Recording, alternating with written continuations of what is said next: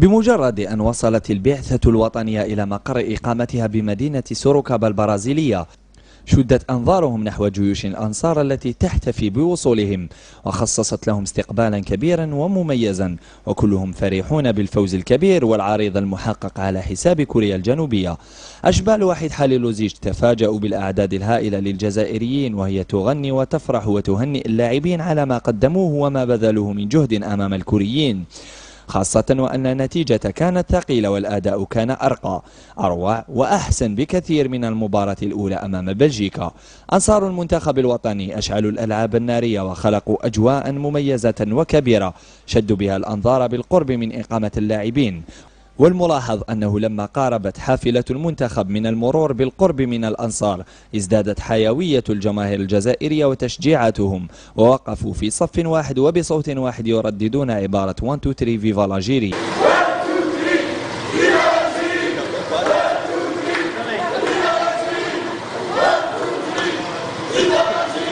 وهي صورة لم يتوقعها زملاء فغولي، مع الإشارة إلى أن المنتخب وصل إلى مقر إقامته بسوروكابا في حدود الساعة منتصف النهار بالتوقيت المحلي و4:30 بالتوقيت الجزائري، ليرتاح اللاعبون في غرفهم قبل عودتهم إلى العمل الجاد والانطلاق في التحضير للقاء الجولة الأخيرة التي ستجمعهم بالروس يوم الخميس المقبل. تلفزيون الهداف التقى بالمدرب السابق لنادي لوريون غوركوف عقب نهاية لقاء المنتخب الوطني الجزائري بنظيره الكوري الجنوبي، والذي انتهى بفوز محاربي الصحراء بنتيجة 4-2، وحاول أن يأخذ انطباعه حول هذا الفوز الكبير. وبخصوص المباراة قال: كانت مباراة جميلة بين الجزائر وكوريا الجنوبية، أعتقد أن الجزائر تتمتع بإمكانيات كبيرة.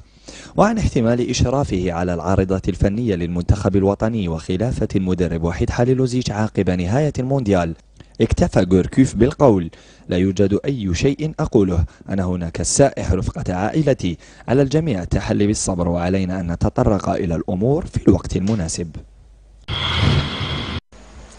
الفوز الذي حققه المنتخب الوطني الجزائري أمام نظيره الكوري الجنوبي برباعية فتح أبواب التأهل للخضر إلى مصراعيها في انتظار المباراة القادمة أمام روسيا بقيادة المدرب الإيطالي فابيو كابيلو.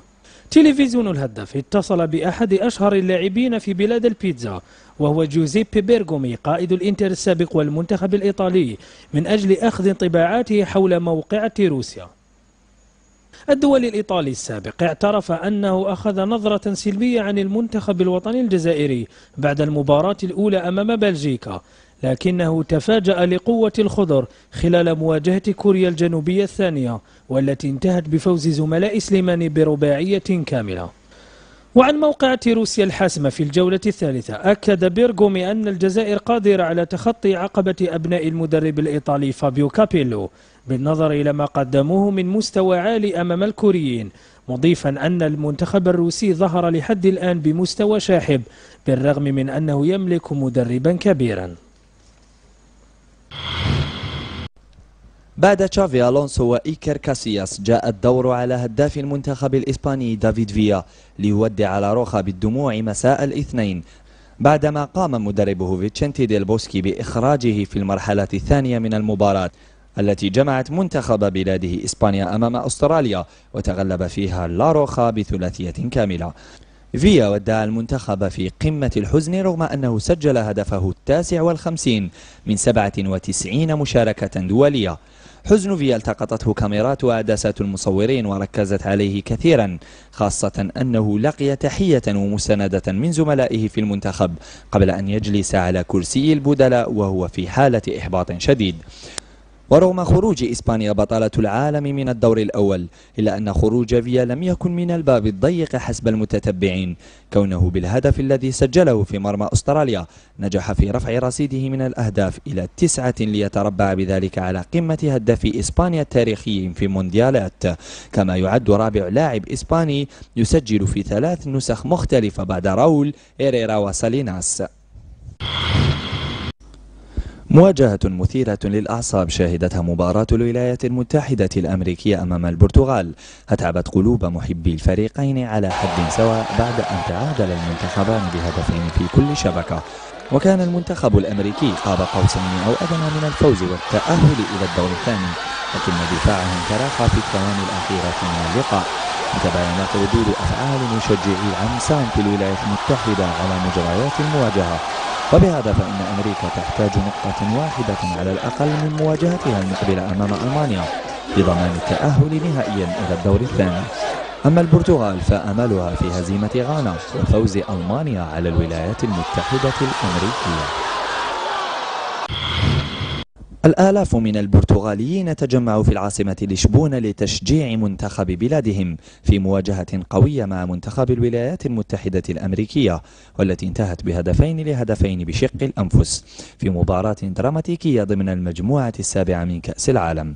وجاء هدف التعادل البرتغالي في الوقت الإضافي من المواجهة برأسية سيلفستر فاريلا لتتنفس الجماهير البرتغالية الصعداء. وعلى ضوء النتيجة يحتاج البرتغاليون للفوز على غانا للتأهل إلى الدور الثاني مقابل فوز ألمانيا على الولايات المتحدة الأمريكية. وبخصوص هذا أعربت الجماهير المتواجدة في لشبونة عن أملها في تحقيق التأهل المنتظر. وقال أحد الجماهير: إذا لم يتوانى الألمان عن اللعب فبوسع المنتخب تسجيل 3 أهداف في شباك أمريكا بسهولة، وإذا فازت البرتغال على غانا بفارق هدفين فإن للبرتغاليين فرصة في التأهل.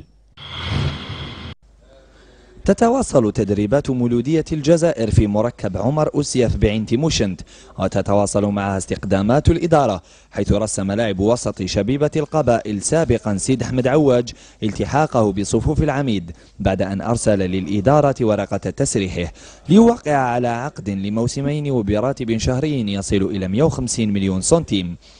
بوعلام شارف مدرب الفريق يضاعف هذه الأيام من حجم التدريبات، وسطر صبيحة الاثنين حصة تكنيكو تقنية بداية من الساعة 10 شهدت دخول مدلل شناوى عبد الرحمن حشود التدريبات مع زملائه. واستغلينا فرصة تواجدنا لتغطية تحضيرات المولودية وننفرد بالحازر فوزي شوشي الذي عبر للهداف تيفي عن عزمه الشديد لتشريف عقده مع العميد، ومشيدا بالعمل الكبير الذي يقوم به المدرب بوعلام شارف الذي وصفه بالقول إنه جدي للغاية وسيقود الفريق للتتويج بلقب الموسم المقبل.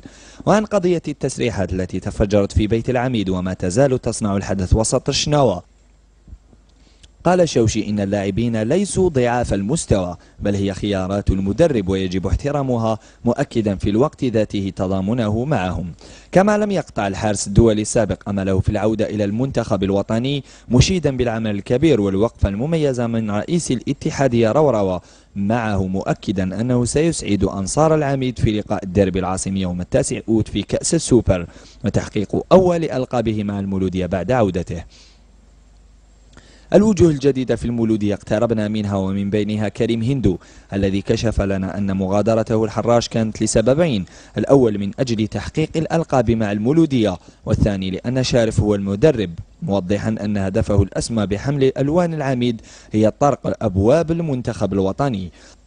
مدافع مولودية العلمة السابق كسيل برشيش قال عن التحاقه بصفوف العميد إنه اختار المولودية كونها فريقا كبيرا، ولهذا اشترى وثائق تسريحه من أجل تقمص ألوانها، وذلك دون أن تخيفه المنافسة مع أكسس وبشير والبقية، بل أكد أنه بوسعه فرض نفسه وتقديم مشوار قوي. مصطفى جاليط بدوره تحدث للهداف تيفي قائلا إنه قضى موسما أسودا كونه لم يسجل كثيرا، واعدا شناوى خاصة المدرب شارف بتقديم موسم أفضل، متأسفا بدوره على زملائه الذين سرحوا من الفريق متمنيا لهم التوفيق. إنهم برازيليون من أصل ياباني ويعرفون محليا باسم النيسي. أقلية في البرازيل تعاني من مشكلة الولاء لأي منتخب في بطولة كأس العالم عام 2014. حي ليبرديلا الياباني في مدينة ساو باولو البرازيلية يشهد إقامة معرض للحرف اليدوية كل عطلة أسبوعية، ولذلك فإنه يشهد عادة حركة مكثفة ويحوي خليطا من المنتجات اليابانية والبرازيلية التقليدية. كما تعرض أكشاك الجرائد في هذه المنطقة الصحف اليابانية ومجلات المونغا، بجانب الصحف البرازيلية في فسيفساء تجمع السامبا بالساموراي.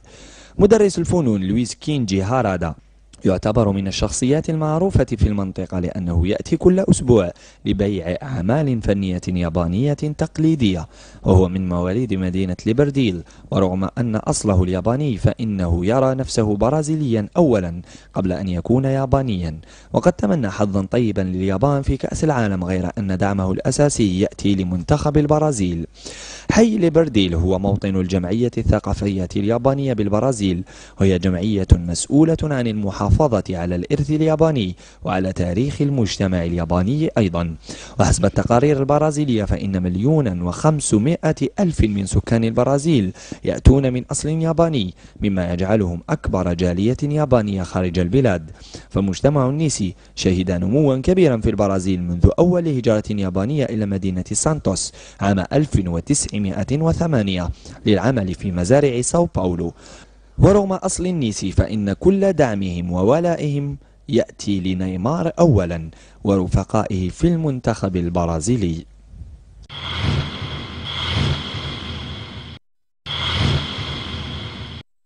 يعطيكم الصحة، هذا الماتش تاعنا تزاوج وانا ربحنا.